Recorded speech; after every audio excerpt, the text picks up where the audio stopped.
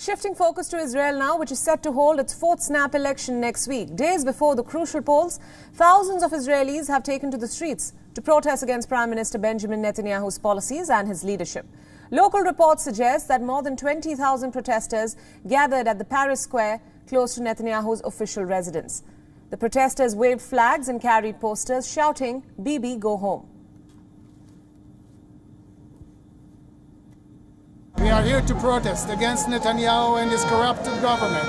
This is our last chance before the election. I came to speak and protest about the situation when the government is probably going to win this election, and somebody needs to stop this, because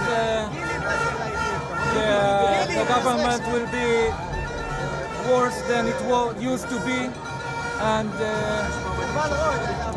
the people must vote differently. I'm here to overthrow Benjamin Netanyahu. We have been here since the summer, expecting it to be better in Israel. Israel has been witnessing weekly anti-establishment protests since last year, but the Saturday protests were the largest since the beginning of the demonstrations. The protesters demand that the Prime Minister resign immediately over the alleged corruption scandals against him and the mishandling of the pandemic under his leadership.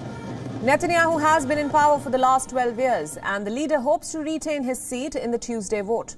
One thing to note here is that Netanyahu is the first Israeli Prime Minister to be indicted in office for corruption and bribery. However, he has denied any wrongdoings.